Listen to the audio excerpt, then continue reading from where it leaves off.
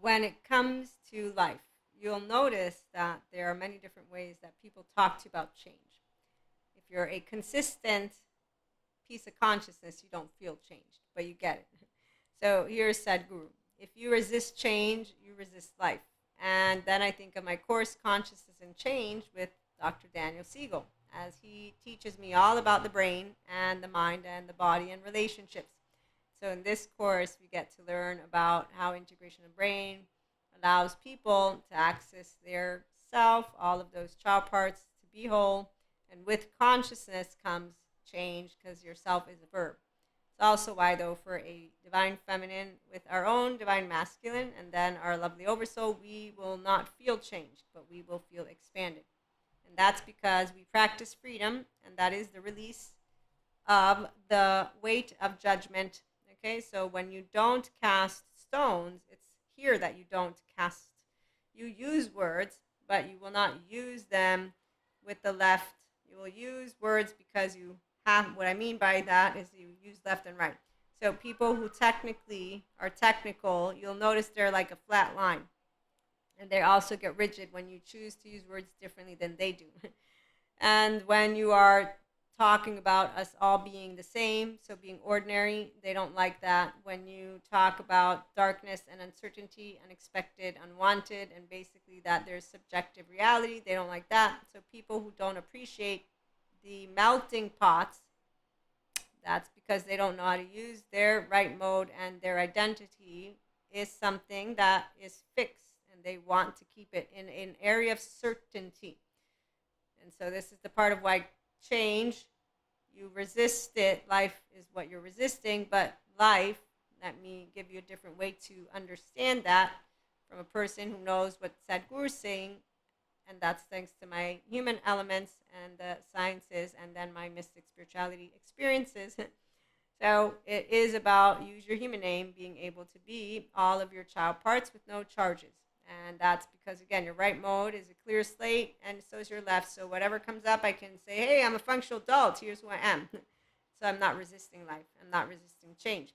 Anytime I get rigid and or chaotic, so if I start to get in my sympathetic, then you're going to notice my resistance. And that's going to be my own implicit, explicit bias, depends what's happening. But I can also take ownership of it thanks to being mindfully aware and mind sight also, so the sensations, my own interoception here. And then because of mindset, use the inner growth and be able to, because I care about my herd members, to disengage from being in an upset state, moving into passion state and continuing a conversation. Okay, so the releasing of the weight, it means you do not harbor any of I have a right to say that you're an asshole with the intent that you're an actual asshole. So here's where you feel it. That's not here. Okay, so heart. When I learned I was casting a stone as a kid, I was saying you're good because you follow the rules and do the law and all that. You're bad. You break the law. You do drugs. You're bad. Bad, bad, bad. But as a child with the intent, because I was being taught it. And once I recognized it, it was because of knowing about not casting a stone, being taught about that from God and Jesus. And then I said, oh, I'm so sorry. And that was that feeling of shame that people talk about, but I wasn't ashamed. I was ashamed and I was doing something bad, but I was aware. They taught me who the grown-ups, but not in a way of let me go blame the grown-ups. They taught me something bad. No. The grown-ups taught me good and bad.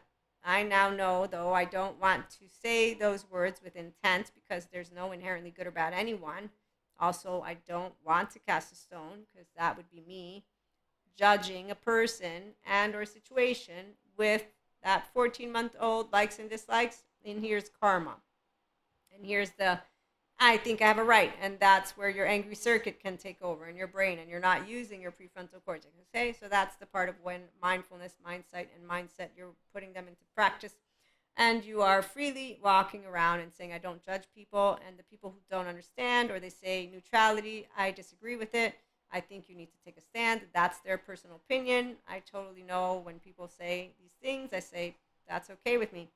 That you will think I don't have an opinion at all, or that I don't stand a ground.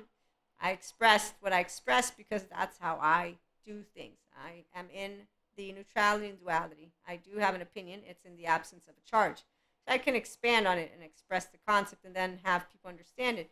But the reality is the example is used so that you can understand those who want to chit chat with different people, they don't resist change, so they don't resist different people. In this case, I'm using change as differences as well, because you can say you want it to be opinionated with a judgment. I can say not, and I can also say the world, right? We're learning how to try and communicate in ways that are more all inclusive. And it's been a bit of a bumpy ride. It still is, and it actively is reworking itself so that we can just use words.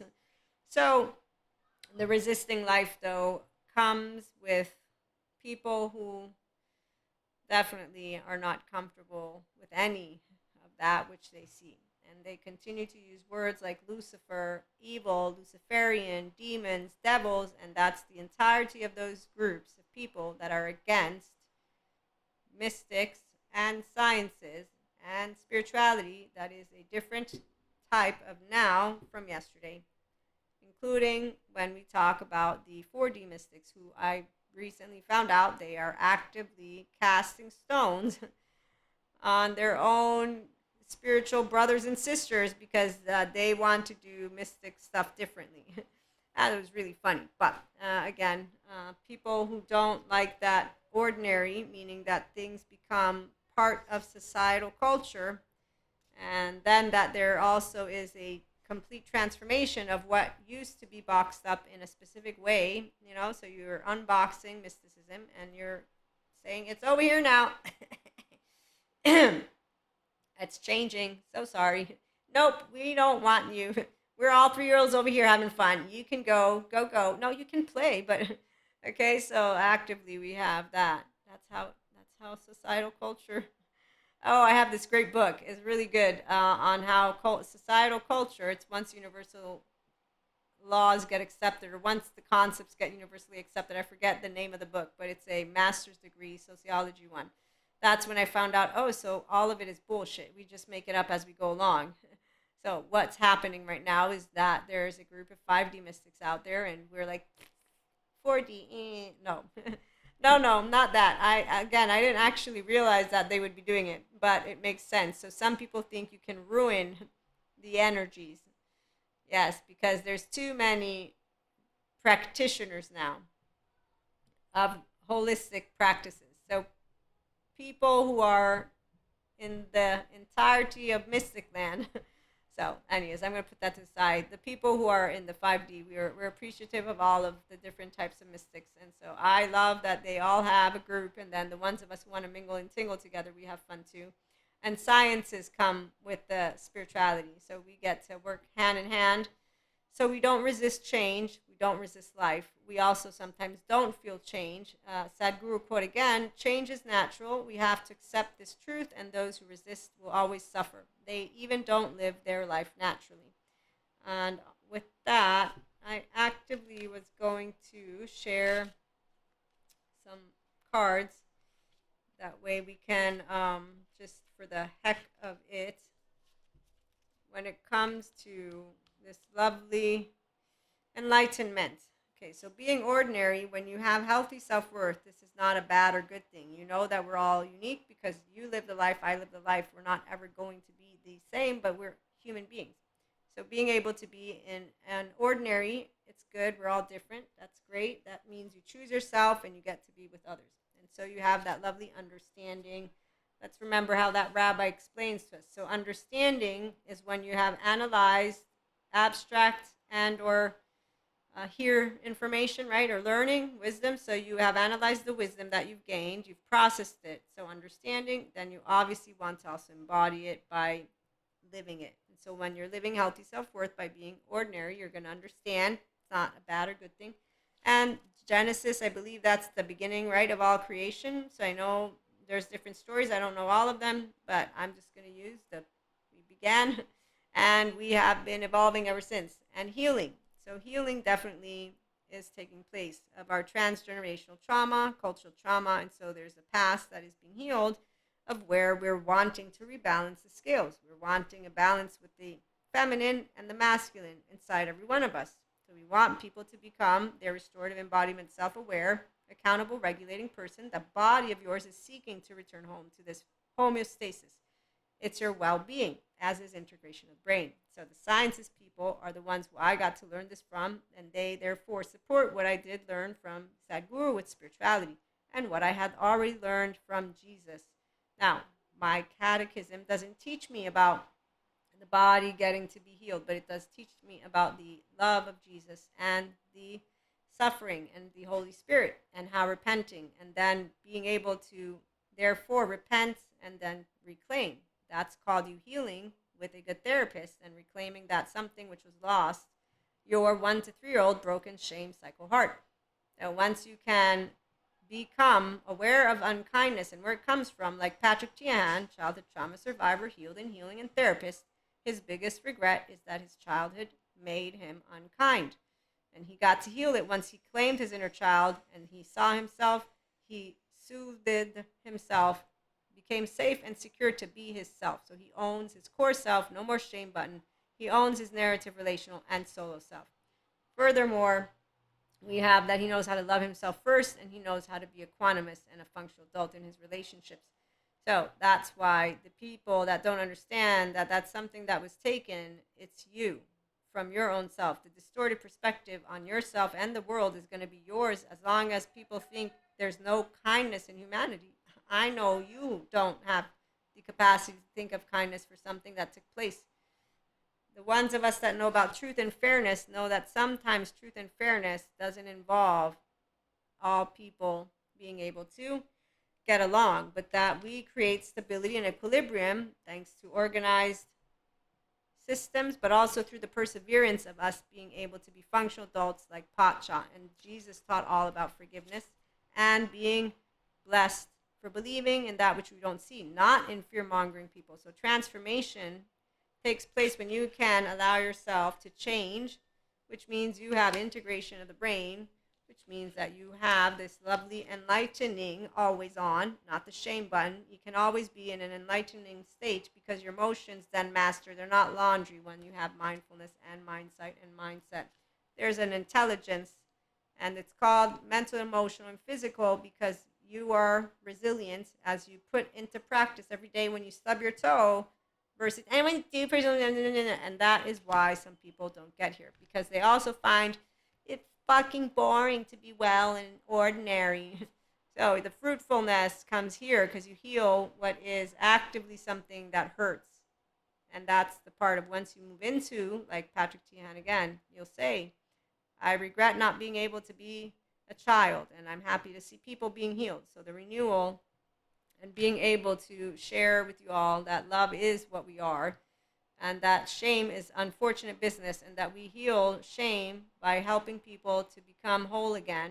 And that's some go to good therapy first, and then they come into healthy self-worth relationships. Others, we don't lose our healthy self-worth, and we know what Holy Spirit, God, Jesus, love. Not with fear-mongering words that are from books that come from the medieval times, and a mystic is not going to create more fear and create divide, the 5D at the very bare minimum. So this 3D, 4D thing, I mean, I didn't think they would stick around, but I do know that shame is a 1 to 3-year-old, and then a 4 to 7 isn't grown up yet, and that 16-year-old, once they become that 16-year-old, the adolescent brain can highly get addicted. They don't have a sense of self and appropriation. They're going to end up doing a bunch of shit. So if they don't make room for themselves, saying, I'm worthy of love, and realizing that I can make mistakes, but I'm not my biggest mistake, I'm going to become a person and a member of my herd.